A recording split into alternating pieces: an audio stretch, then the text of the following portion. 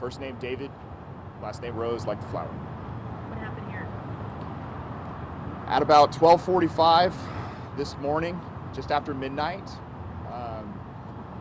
at about the 700 block of the North Freeway, which is very close to the Dallas-Preston exit, on the southbound, the inbound lanes of the North Freeway,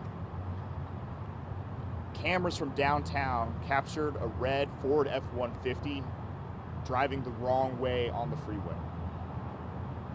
Unfortunately, that vehicle struck a Mitsubishi Outlander, which either struck a Nissan Rogue or the truck proceeded to strike the Nissan Rogue.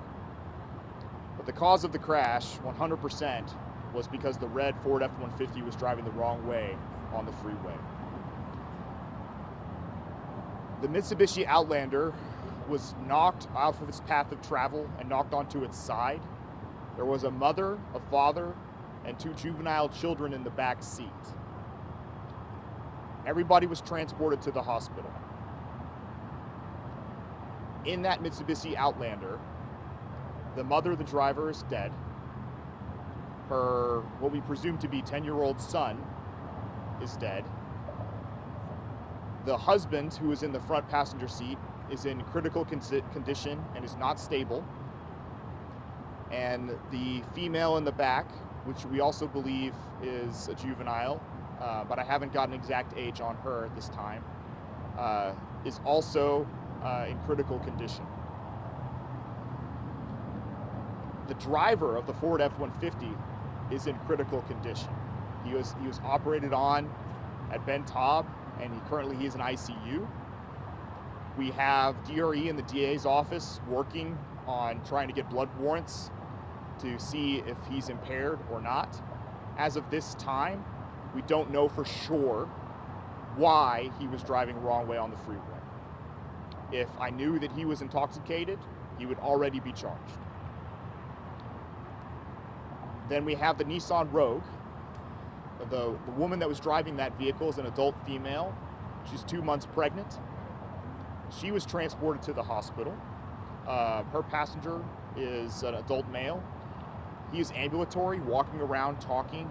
I think he has minor injuries if he has that. As of this time, I don't know what her injuries are, but she was one of the last people to be transported, so she is not critical. As of this time, we are following up. We are sitting on the suspect at the hospital. We are working with Ben Taub and the DA's office to get as much evidence as we possibly can about what is in his system. And this investigation is ongoing. We were able to process the scene. There was a weather front that moved in that caused some significant delay, but we are doing everything we possibly can to make sure that justice is done in this case against the driver of that Ford F-150. We're taking all of the vehicles to our DART lot where they will be downloaded and processed. We have wheel witnesses. Everybody essentially from the Mitsubishi and the Ford had to be cut out of the vehicle. Some good Samaritans that's right after the crash happened took the Mitsubishi and picked it up and put it on its back from the side upright, and then tried to render aid to the people inside. Unfortunately, you can't help what happened with the mother and the son. This was very hard on some of the patrol officers that were out there. It's very hard sometimes on members of my team. We do a lot of fatals. We don't do a lot of fatals with children, which is a blessing. But when we have days like today, it's tough. Any questions anybody has? You guys look at the ages for everyone? I don't know the exact age of the daughter, and I can't tell you specific ages of the adults for privacy purposes. I can tell you that what we were told, though, that the son is 10 years old. But once again, there are so many hospitals, so many ambulances involved. I'm relying on information that's told to me from multiple sources. So I don't know how accurate that is. You know for sure, you couldn't say for sure that you know this driver is impaired until you get the blood warrants, but have you ever seen a wrong way driver to this magnitude that hasn't been impaired? No, but I don't know everything. There are causes of crashes that happen in my experience and that I've seen that's caused by medical events. People have strokes. People may not even be aware that they have strokes. People are sometimes on medication. It doesn't necessarily mean that you committed a criminal act, that you make a mistake of this magnitude. I think it's easy to assume that, but there are other explanations that are reasonable. I don't know. We will find out. Just to be clear, the accident where the cameras caught this driver going the wrong way near the Dallas and Preston exit? So we caught him going onto the freeway. I had a sergeant on our scene who reviewed that footage.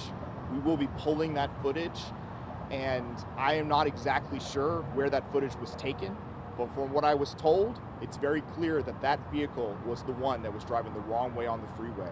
We have an accident reconstructionist that had come to the scene, and members of the DA's office are also accident reconstructionists who are on there. The road evidence matches also up with the Ford F-150 being that. So that's not the only basis that we're saying that he was the wrong way driver. So how long do you say that they were driving the wrong way before the collision happened? I don't know. So it may be that he entered the freeway at Dallas and Preston, but I don't know that for sure. Where did the accident actually happen? Right there, Yeah, at Dallas 45 and South. Preston. Correct. Okay. About So the it could've been 700. almost instantaneous. Correct. Sarge, there was another accident 5 years ago, almost identical location, where a big rig ended up in the parking lot of the aquarium. Are those within feet of one another? Do you remember? Yes, I do remember that crash. I was not investigating that crash, but that was about a couple hundred yards maybe from where we were. This area of the freeway is also very difficult to shut down. We had to pull units from all over the city to assist us. So freeway's open now, but presumably there were delays caused by this crash that are going to echo throughout the morning commute. I know it's an inconvenience for a lot of citizens, but we have to do everything right on a scene like this. So the driver is in critical condition, but not in police custody because he's waiting back for the blood results? Or In police custody. in police custody, waiting for the blood results? Correct. For possible arrest? Correct. If his blood comes back clean, there will probably be different charges filed. Like what? So if he's impaired, it'd be intox manslaughter. Multiple counts plus intox assault. That's a very simple charge to take. It's very difficult for him to fight that. We have overwhelming evidence that he was the driver and that he is at fault for the crash. What if he's If he's not, we're looking at manslaughter charges, potentially criminally negligent homicide charges. It just depends on what the grand jury would choose at that point. A wrong way driver, if we can show intent, is going to be manslaughter. That's the trick. If there's some sort of cause for this that's medical, the grand jury may choose not to charge him with manslaughter and charge him with negligent homicide or something like that. It just depends on what the cause of him going the wrong way was. What's your message to the community about this case? You mentioned how this was hard for some of your officers because children were involved. What do you want to say? The struggle for me always is when innocent people die. These people didn't do anything. I don't think they reasonably could have done anything to avoid this crash. It's not unreasonable to assume if you're driving home at 12:45 that you're safe. That's not the witching hour. That's not the time that the bars close. This does happen. And I wish I had something better to say to the community about that. I will say this doesn't happen all the time. We typically will notice and recognize and try to stop wrong-way drivers on the freeway. We know it's incredibly dangerous. Impairment, if it is a factor in this, puts a whole different tint on this whole thing, because then it would be a completely avoidable crash. And people shouldn't be drinking and driving, and you don't know the mistakes that you're going to make when you're drinking and driving. But once again, I'm not certain that's what happened. I wish I was. Sergeant, any children secured seatbelts as well, or are we looking I at believe parking? so. I can't confirm that at this time, but I believe they were seatbelted. Thank you, Sarge. Thank you very much. Thank you. All right, guys. I appreciate you guys waiting for so long. Just to let you know, that was over 800 compared to what we get sometimes. So thank you so All much. right, you're welcome. It was 5 people total. Not 5, 6, I'm sorry. 7. Yes, 7. The driver of the F-150, the 2 people.